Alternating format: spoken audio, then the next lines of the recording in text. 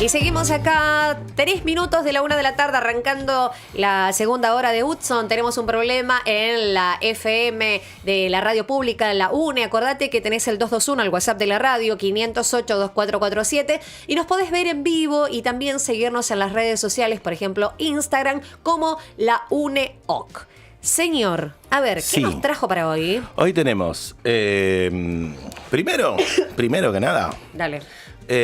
Vamos a hablar de un libro, pero vamos a hablar en realidad de una movida contracultural. Me encanta. Vamos a hablar de un libro que fue tomado como el eje de esa movida. Sí. Y ahora vamos a ir por partes. Porque acá hablamos un montón de veces de los punks, hablamos de los hippies, pero no hablamos de los quienes serían los gestores, los padres de estas otras dos movidas. Qué lindo. ¿Sí? Y toda esta movida se referencia en torno a este libraco, que no es otra cosa que esta novela, también considerada la gran novela americana por muchos, se llama En el camino de Kerouac, que es, no solo que es un novelón, sí. Más abajo lo tengo escrito por acá, pero lo voy a decir ahora. Lo leí una sola vez. Ajá. Lo leí en un viaje de 1800 kilómetros, o sea, yendo a Bariloche. Ay, qué lindo. Y prometí no leerlo más, salvo que no fuera en el camino. O sea, salvo que no fuera en la ruta. Wow. Porque es un libro que cuenta una serie de amigos beatniks, porque de ellos vamos a hablar, de la movida beatnik. Una serie de amigos beatniks que emprenden una búsqueda y van por camino. Es casi una road movie, pero no es una movie, es un libro. Vamos a poner el primer videíto, si lo tienen por ahí, que yo me voy a parar en lo que me paro siempre para hablar y para filosofar en esta vida. No Los Simpson. Oye, niño, bájate de ese librero. Esos libros no se han leído todavía. Ese chiquitito es Flanders. Quiere llamarle la atención a su hijo. No podemos, hermanito. Eso es disciplina. Es como decirle a Jim Krupa no hacer pim pom pom pam pam pom pom pom pom pom pim pom pom pom pom pom pom pom pom pom pim pom pom. Falta de disciplina. Empiezo a entender el problema. No creemos en las reglas, mi doc. Renunciamos a ellas cuando entramos a la onda beatnik. No Los papás de Flanders son beatniks. Mira. Y en ese pequeño segmento tenemos un montón de cosas para analizar. Primero, que los beatniks provocaron en Estados Unidos un horror. ¿Sí? El primer horror era esto. No vamos a... Esto es post Segunda Guerra. Claro, década del 50. Bien. Década del 50. No vamos a dar bola a las reglas, nos vamos a juntar entre nosotros y vamos a hacer lo que nos parezca. En la década del 50 tenemos una Norteamérica que vuelve de la Segunda Guerra Mundial y apuesta mucho al sueño americano. Digo, han desarrollado grandes fábricas, han ido por lo industrial y venden mucho el sueño americano. Claro que siguen sentando a los negros en el asiento de atrás de los micros y tienen que ir a otro baño, porque así son los yanquis para las cosas, en muchos sentidos. Y en el medio de todo eso los beatniks salen a hacer poesía, a hacer música y tienen muchas contradicciones, que ahora las vamos a ver. Mira, como la vida misma. Muchas veces esta novela está descrita como el trabajo definitorio de la generación beat. Yo no lo creo. Porque beatnik es, además, es una palabra peyorativa de beat. Viste que el padre de Flanders hace pum, pa, pa, pa, pa, sí. Pum, pa. Ellos hablaban mucho del beat, del ritmo, del ta, ta, ta, ta. Y ellos vivían hoy dirían fluir, pero yo no creo que... O sea, yo creo que iban mucho más arriba. Era como, tengo un beat que me lleva. Tengo un tempo que me hace correr. Un ritmo. Un ritmo que va para allá. Claro, a veces ni siquiera rítmico. Cuando habla de Krupa, después vamos a poner un videito de Krupa. Dale. Cuando habla de Krupa, habla de un baterista que era un sacado mental. Tocaba con las bandas de jazz. Los beatniks siguen mucho al jazz. Tocaba con las bandas de jazz, pero el tipo no respetaba del todo el canon rítmico, sino que si le salir más para arriba, iba. Después vamos a un videito para que lo vean en acción a Krupa si nos da el tiempo. Creo que llegó a ser llamado el rey de la generación beat. Un término que él detestaba bastante. Decía, no soy un beatnik, soy un católico. Y acá es donde empieza a crashear el mundo de Kerouac. Según Kerouac, On the Road, que es el título original de En el Camino, fue realmente una historia sobre dos amigos católicos que vagan por el país en busca de Dios y lo encuentran. Este pedacito es hermoso. Lo encontré en el cielo, en Market Street, en San Francisco, y Dean tenía sudor de Dios en la frente hasta el final. No hay otra salida para el hombre santo, debe sudar para Dios. Y una vez que lo ha encontrado, la divinidad de Dios está firme para siempre y no se debe hablar sobre ello. Reformula la religión. On the Road ha sido mal interpretada como un cuento de compañeros en busca de golpes, decía Kerouac, cuando lo más importante de comprender es que, y esto lo digo yo, que Kerouac era un autor católico americano y prácticamente todas las páginas de su diario, esbozos de crucifijos, oraciones o apelaciones a Cristo, en lo que parecía buscar siempre era ser perdonado por algo. Y ellos siempre son culpables de algo. Y para empezar, el catolicismo sí tiene como esa tendencia de buscar culpa. Pero, y ahora voy a ver, vamos a ir a una anécdota de la infancia, que yo creo que acá se funda el gran quilombo, que pobre, ¿no? Porque fue diagnosticado, él intentó entrar en el ejército y fue diagnosticado con, no me acuerdo si paranoia, bipolaridad, una cosa de esas. No pudo. En realidad lo que me parece que tenía era una gran depresión. Y yo creo que no fue teólogo de pedo, porque se metió mucho en el budismo, o sea, el chabón buscaba algo un poco más allá. Eso lo hace tan interesante. Eso hace que, y ahora vamos a contar el proceso de escritura, ese Ferlinghetti, y ahora después vamos a hablar de Ferlinga, otro de los beatniks súper poderosos.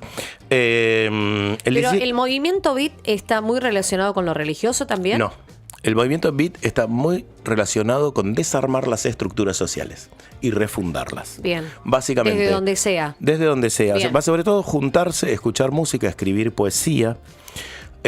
Ahora cuando termine de contar esta anécdota de la infancia, vamos a poner otro videíto de Los Simpsons. Porque no hay nada mejor que Los Simpsons para explicar las cosas. El 17 de mayo de 1928, con apenas 6 años de edad, Kerouac tuvo su primera confesión. Es decir, con 6 años ya lo llevan a confesar. Empezamos a trabajar sobre la culpa. Como penitencia se le pidió rezar un rosario entero. Un nene de 6 años. Un rosario entero son como 30 y pico de oraciones. Durante el cual escuchó a Dios. Claro, llegó un momento que el chabón sintió a los 6 años que escuchaba a Dios y decirle que tenía un alma buena, que sufriría en la vida y moriría en dolor y horror, pero que al final recibiría la salvación. La historia del catolicismo es contarte historias truculentas para que tengas miedo. Si le haces eso a un pibe de 6 años, tenemos Y que busques la salvación. Y esta experiencia, junto con la visión que tuvo su hermano, que estuvo en agonía y murió muy chiquito, tuvo una visión de la Virgen María. Y las religiosas casi que lo santificaron en el hospital. Lo cual ya le armó un merequetengue al pibe. Ay, pobrecito. Impresionante. En su adultez se metió en el estudio del budismo y un compromiso permanente con Cristo.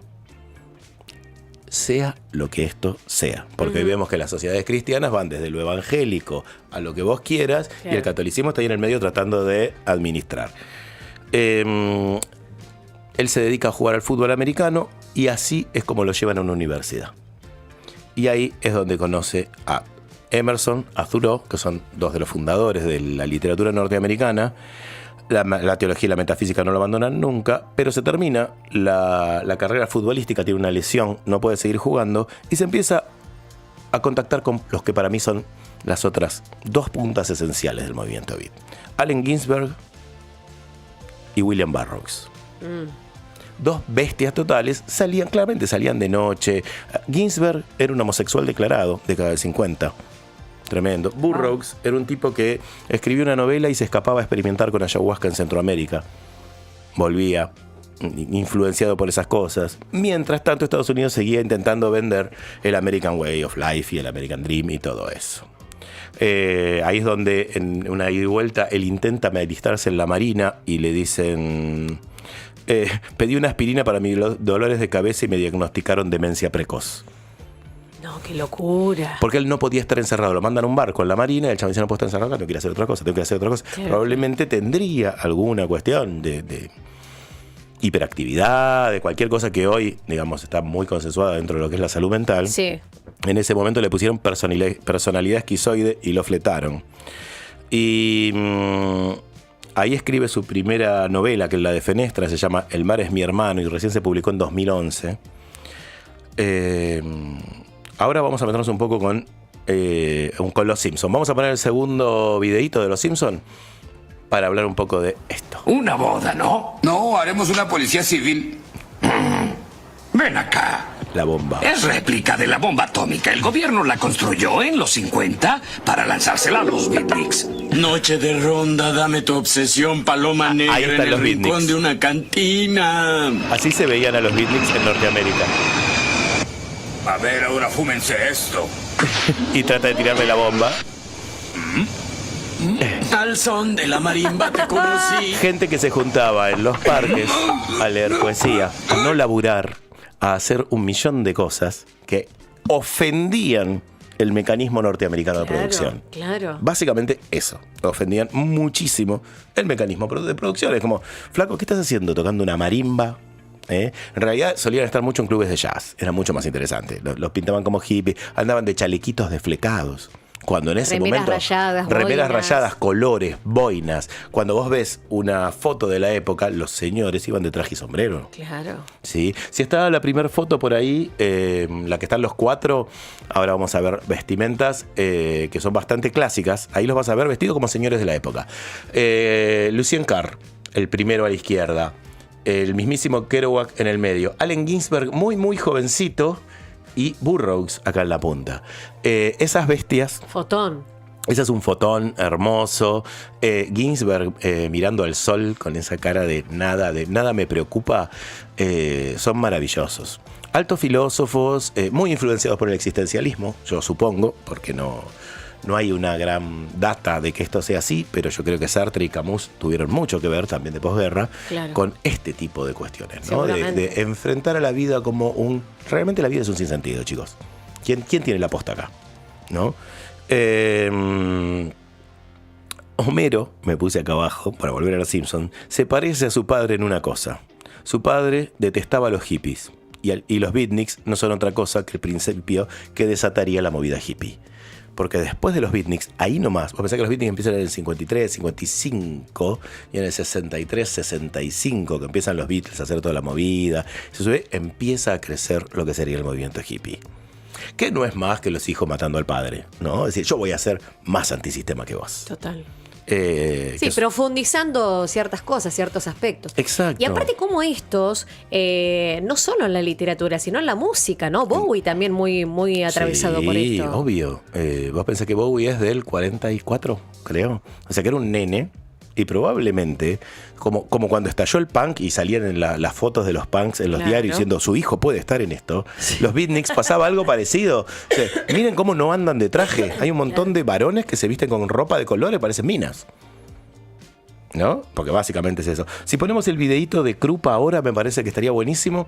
Ahí vamos a ver a Krupa haciendo lo que yo decía con la batería, que es un poco el fluir o el ritmo del lo beatnik, ¿no? Al mismísimo Kerouac le dijeron en un momento que él era el Charlie Parker de la literatura. Ahí está. Un sacado.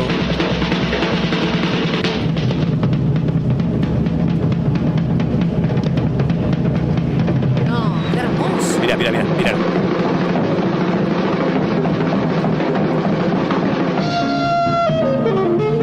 Ahí estamos, impecable. Y en el medio entraba en el jazz. Claro, aparte, entra en una el chabón que andás a sacarlo de ahí. Pero aparte, en eso, y los yanquis, para ser racistas no les falta mucho, nunca, veían algo de lo africano.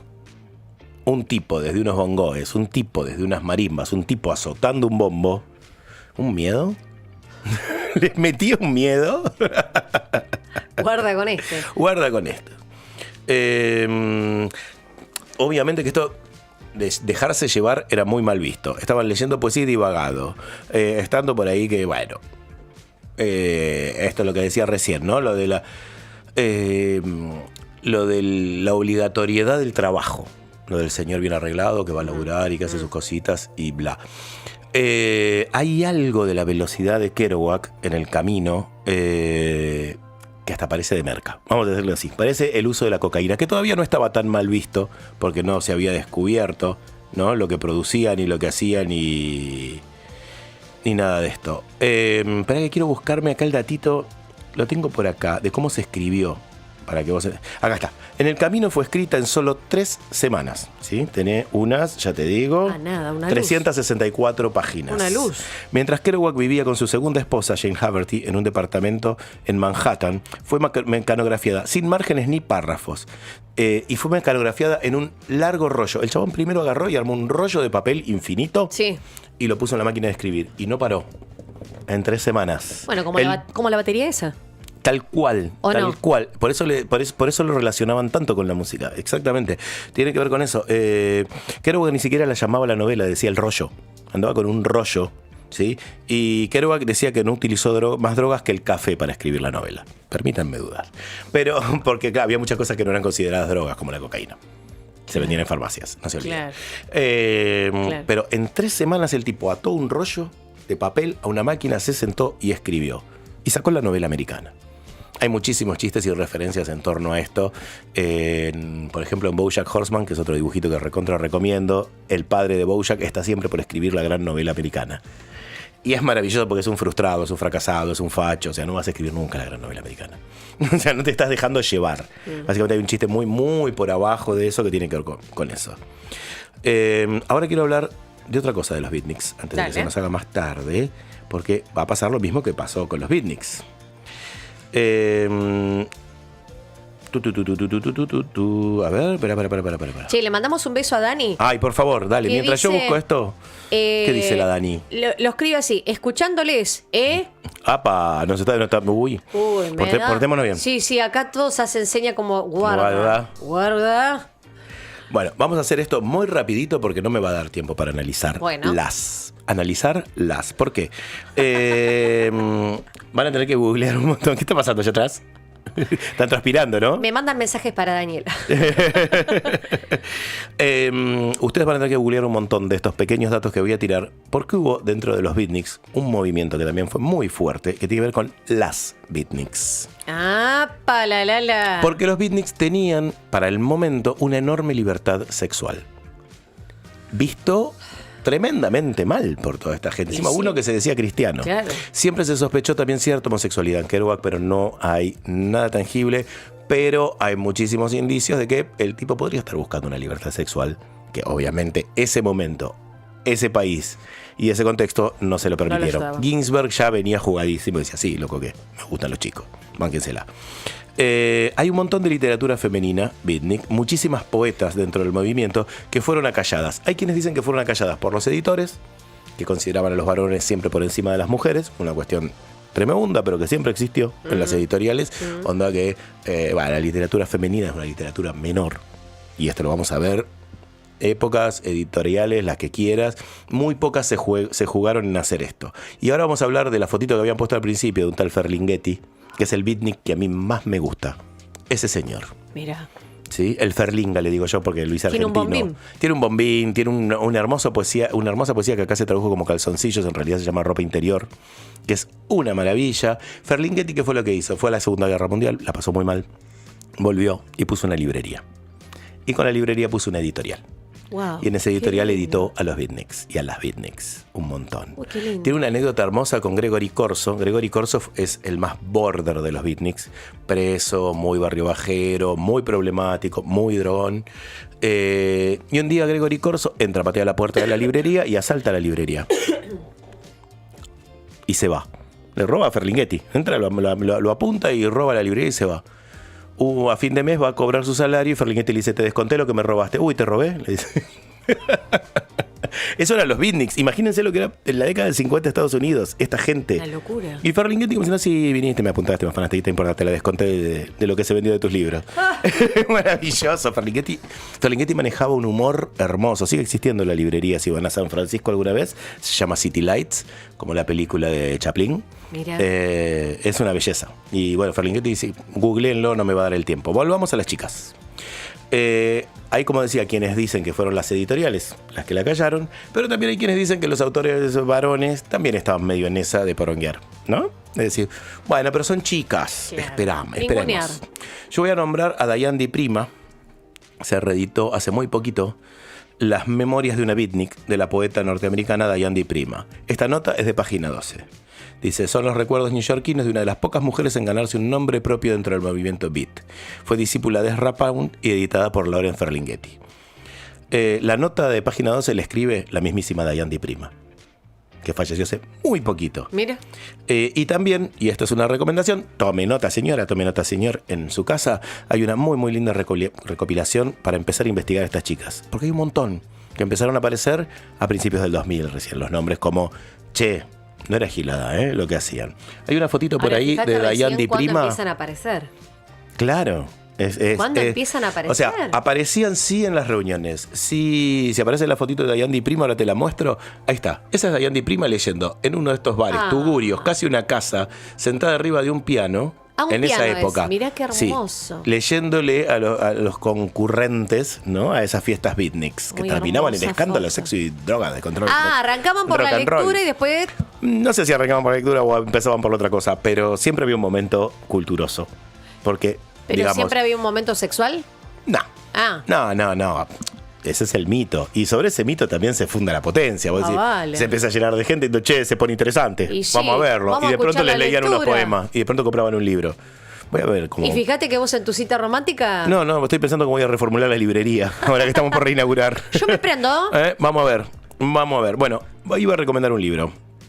Se llama Beat Attitude, antología de mujeres poetas beats. Está seleccionada y traducida por Annalisa Marie Pegrum y viene a cubrir en buena medida ese vacío con poemas de Ellis Cohen, Jane Kiger, Leonard Candle, Dayandi Prima, Denise Levertov, Ruth Weiss, Janine Poemi Vega, Hetty Jones, Anne Waldman y Mary Norbert Court. 10 minas. Un montón. 10 minas me acabo de meter, ¿eh? Sí, y esto sí, es sí. una selección. Es decir, que por ahí abajo corría un río que después deriva en los hippies. Creo que Dayandi Prima fue muy hippie en la época. Y después ya, bueno, se va al punk, se va a todo lo que conocemos. Para cerrar, vamos a citar que hubo mujeres que aunque a veces no lograran salir del segundo plano del encuadre, hubo un montón. Porque si yo estoy pudiendo contar 10, ¿no? Que fueron seleccionadas por una editorial para aparecer... Es la punta de un iceberg. Es la punta de un iceberg, totalmente. Bueno, lean en el camino, si pueden hagan como ¿Lo recomendás? Léanlo en ruta, que es lo mejor, si no, léanlo. Hay una edición que a mí no me fascina tanto, pero para quienes son muy quisquillosos, que es la edición, no me acuerdo cómo se llama, que tiene la versión original, sin correcciones. Yo prefiero esta. Así. Te lo digo. Bueno, entonces Pero recordamos sobre el gustos, libro. El libro es En el camino, de Jack Kerouac. Lo edita Anagrama. Acá hay seguramente hay versiones piratas dando vuelta por ahí. Hay que bancarse la traducción gallega, que la odio. Y Pero cogieron el camino, venga, claro. y se tomaron el mate. 3 puteadas tienen los gallegos, 3 puteadas. Sí, coño. Malditos soplapollas. ¿Qué soplapollas? Ya, amigo. Y 2 cosas más. Algo de coño, seguramente. Coño, sí, follar. No dicen follar. Qué espanto. Qué espanto la traducción española. Pero bueno, es lo que hay. Es lo que hay. Che, qué lindo. Gracias, corazón. Muchas gracias. Nada, esto, ver de dónde venimos también, ¿no? Es un poquito de eso. ¿Qué te parece? Las bases, ¿no? Exacto. Gracias, un cacho de cultura. Un placer, como siempre. Muy lindo. Alejo Marchov y como siempre, como cada martes, su columna de libros, de Vonnegut Libros. ¿Cómo viene eso? Bien. Ahí venimos. Vi unas fotos ahí. Me diste unas fotos, no muestran casi nada. Sí. Va a ser hermoso. Fracasaremos, pero de una manera bellísima. Una vez más. Va a ser un espacio enorme. Claro. Van a pasar muchas cosas, no solo en la librería. Estamos teniendo un patio grande. Bueno. Estamos teniendo un salón muy, muy grande y un espacio muy chiquito para las joyitas muy antiguas. Todavía no hay fecha, ¿no? No vamos a decir una fecha, pero yo estoy tirando una tentativa de noviembre. ¡Ey! Me encantaría que fuera en noviembre. Voy a decirlo así. Transmitimos de allá. A mí me encanta. ¿Sabes qué? Sería muy feliz. Dice Yo te la Damián. hago. Ok. ¿Sí? Dale, la hacemos. A mí me encantaría que fuera el 11 de noviembre, que es el cumpleaños de Kurt Vonnegut, que es cuando se hacían los Bonepaluzas, qué lindo. cuando hacíamos la fiesta de la librería. Pero bueno, vos sabés cómo es la construcción. No hay fechas reales. No hay fecha. Bueno, Ale, muchas gracias. Gracias Equipazo. a ustedes, siempre. Obvio que nos vamos a quedar, pero los voy a nombrar. Damián Romagnano, tenemos a Chucho Barilati, a César Benítez, a Rocío Coda. Le mandamos un beso muy grande a nuestra compa que está con sus merecidísimas vacaciones, Daniela Yanibeli, quien les habla, Aguante. Florencia García Marín. Quédense, que ahora en instantes comienza y compartimos con ustedes esta entrevista que es un lujo al señor Andy Chango.